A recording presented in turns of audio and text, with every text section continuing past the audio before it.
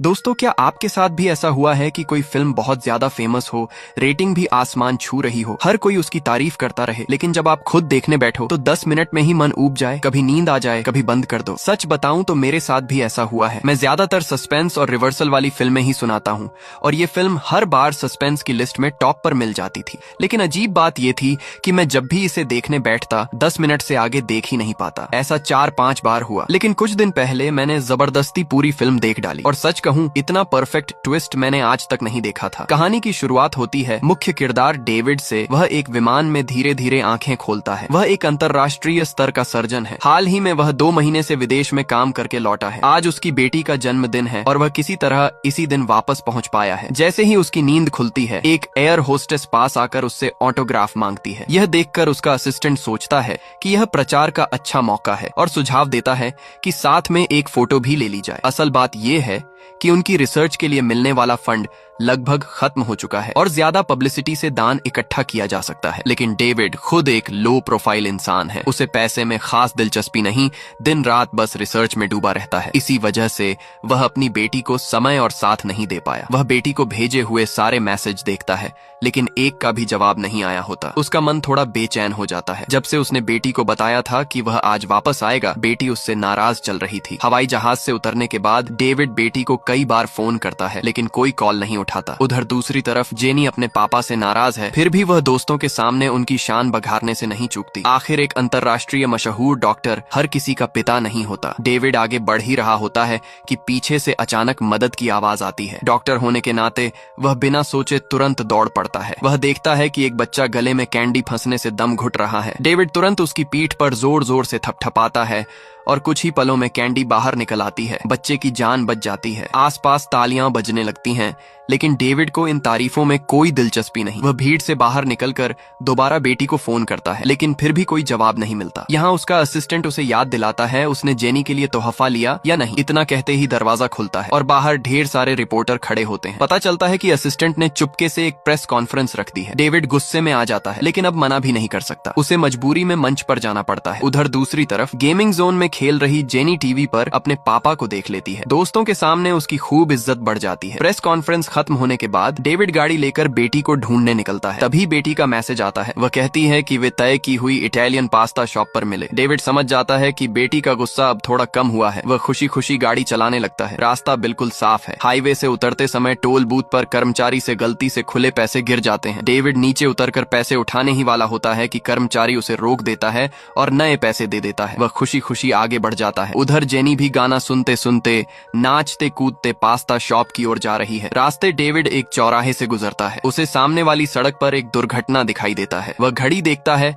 12:10 हो चुके हैं। मुलाकात 12 बजे की थी। वह देर हो चुका है, लेकिन डॉक्टर होने के नाते वह हादसे को नजरअंदाज नहीं कर पाता। वह गाड़ी रोककर नीचे उतरता है। एक टैक्सी का एक्सीडेंट हुआ है। ड्राइवर अभी सांस ले रहा है, लेकिन पीछे बैठा यात्री मर चुका है। तभी मौके पर एम्बुलेंस पहुंचती है। डेविड तुरंत पूछता है कि क्या उनके पास सांस लेने का उपकरण है। शुरुआत में नहीं होता, बाद में वे उसे लाने जाते हैं। अब यहाँ जरा गौर कीजिए, थोड़ी देर में लाल एम्बुलेंस पहुंचती है, जबकि पहली हरी थी। कोरिया में लाल एम्बुलेंस अस्पताल की होती है और हरी सिर्फ ट्रांसफर के लिए। तो सवाल उठता है, ये हरी यहाँ कैसे पहुंच गई। सब कुछ संभालने के बाद डेविड घड़ी देखता है, 12:27। वह घबरा जाता है। बेटी जरूर नाराज होगी। वह तुरंत फोन मिलाता है, लेकिन फोन उठाने वाला उसकी बेटी नहीं, एक आदमी होता है। वह कहता है, आपकी बेटी का एक्सीडेंट हो गया है। उसी समय डेविड को फोन और सामने से एक जैसी आवाजें सुनाई देती हैं। वह सिर उठाकर देखता है, सामने वाली सड़क पर जो हादसा हुआ है वही उसकी बेटी है। वह दौड़कर पहुंचता है और सच में वह उसकी बेटी ही होती है। वह स्तब्ध रह जाता है। वह दूसरों की जान बचाता रहा और अपनी बेटी को नहीं बचा सका। अब कुछ भी करने को नहीं बचता। अचानक दृश्य बदलता है। डेविड फिर से हवाई जहाज में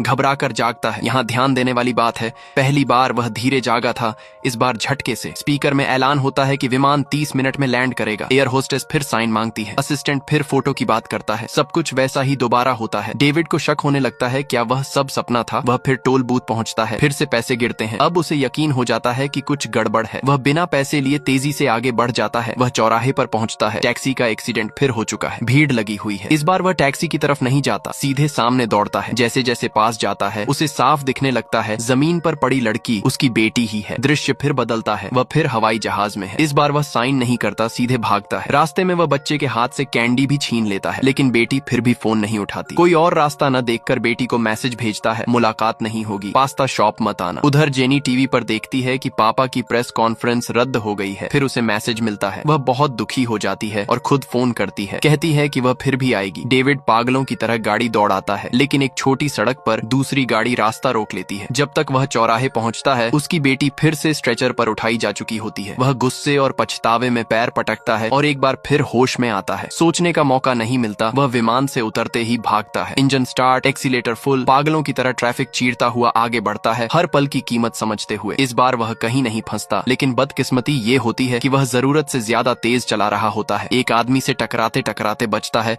संतुलन बिगड़ता है और गाड़ी दीवार से टकरा जाती है। अब गाड़ी चलने लायक नहीं रहती, वह मजबूरन पैदल ही दौड़ता है। लेकिन जब वह पहुंचता है, तब तक एम्बुलेंस जा चुकी होती है। फिर से समय रीसेट, फिर से दौड़, फिर से तेज रफ्तार। अब डेविड जान चुका है, वह कितनी भी कोशिश कर ले, वक्त से पहले नहीं पहुंच सकता। इस बार वह सीधे चौराहे पर जाता है, टैक्सी ड्राइवर के फोन से खुद को कॉल करता है और उसका नंबर याद कर लेता है। अगली बार रीसेट होते ही वह उसी ड्राइवर को फोन करता है, लेकिन ड्राइवर उसकी एक भी बात सुने बिना सीधे कॉल काट देता है। फिर से बच्चे से कैंडी छीनता है, फिर से दौड़ता है, फिर से तेज गाड़ी चलाता है। इस बार वह शॉर्टकट लेता है और पहले ही चौराहे पर पहुंच जाता है। उसी समय जेनी सड़क पार करने वाली होती है। डेविड जोर जोर से हॉर्न बजाता है, लेकिन उसके कानों में हेडफोन है, उसे कुछ सुनाई नहीं देता। बाकी लोग डरकर हट जाते हैं, सिर्फ वही धीमे धीमे चलती रहती है। जैसे ही घड़ी में 12 बजते हैं, सच्चाई सामने आ जाती है। असल में बेटी को उसी टैक्सी ने टक्कर मारी थी। वह शुरुआत में दूसरों की जान बचाने में लगा रहा और उसकी आंखों के सामने उसकी बेटी हवा में उछलती है, कई मीटर दूर गिरती है। डेविड पूरी तरह टूट जाता है, वह खुद को मारने लगता है, पछतावे में डूबा हुआ। इसी दौरान एक आदमी दौड़ कर आता है और उसे पकड़ लेता है। वह बेकाबू होकर चिल्लाता है, सामने खड़े आदमी से उसकी पहचान पूछता है, फिर झल्लाकर कहता है कि हर दिन वही क्यों दोहराया जा रहा है। आखिर में वह मिलने का वक्त कल पर क्यों छोड़ देता है। पता चलता है यह वही आदमी है,